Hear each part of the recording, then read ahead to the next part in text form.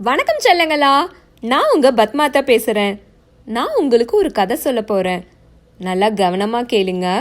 ஒவ்வொரு கதையிலிருந்தும் பல நல்ல கருத்துக்கள் நமக்கு தெரிய வரும்.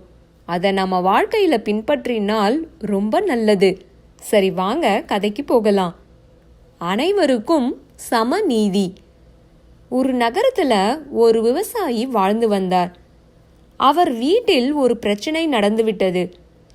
அதை வழக்கறிஞர் ஒருவரிடம் கொண்டு வந்தார். ஐயா, வீட்டில் மாடுகளை கட்டிதான் போட்டிருந்தேன். அவை கட்டுகளை அறுத்தறிந்து விட்டு தோட்டத்தில் புகுந்து செடிகளை மேய்ந்து விட்டது. அதற்கென்ன செய்ய வேண்டும் என்கிறாய் என வழக்கறிஞர் கேட்க, என் மனசாட்சி மிகவும் பாதித்துள்ளது. அந்த வீட்டு தோட்டக்காரர் எவ்வளவு பாதித்திருப்பார். இதனால் என் மனம் வேதனைப்படுகிறது. பார்த்தீர்களா, வந்த அவசரத்துல உண்மையை கூற மறந்துவிட்டேன் என்றார் விவசாயி. சரி, உண்மையை தெளிவாக அமைதியாக கூறுங்கள், அவசரப்பட வேண்டாம் என வழக்கறிஞர் பொறுமையுடன் கேட்டார்.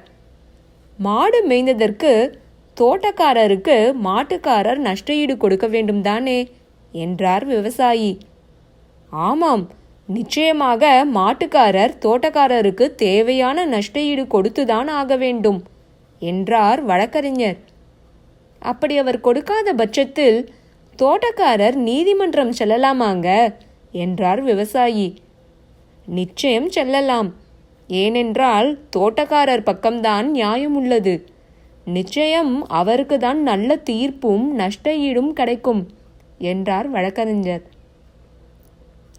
தாங்களே நீதி தேவதை போல் நின்று உண்மையை கூறுகிறீர்கள். மிக்க மகிழ்ச்சிங்க என்று விவசாயி கூற, சரி, அந்த தோட்டக்காரர் யார்? அவருக்காக நான் வாதாடுகிறேன் என்று வழக்கறிஞர் சொன்னார். அது நான் தாங்க. என்னோட தோட்டத்துல தான் மாடுகள் புகுந்து பயிர்களை நாசம் செய்து விட்டன என்று கூறினார் விவசாயி. யாருடைய மாடுகள்?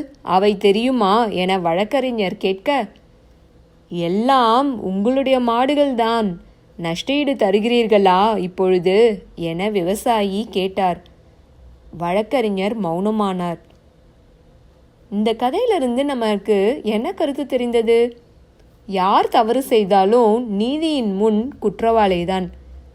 பணக்காரங்க, ஏழைங்க, பெரிய பொறுப்பில் இருக்கிறவங்க என்று பாகுபாடு இல்லாம தவறு செய்தா அவங்களுக்கு நீதி ஒன்றுதான். நன்றி செல்லங்களா. மீண்டும் நாம் இன்னொரு வீடியோவில் பார்க்கலாம். மறக்காம நம்ம சேனலுக்கு லைக் பண்ணுங்க, ஷேர் பண்ணுங்க, சப்ஸ்கிரைப் பண்ணுங்க.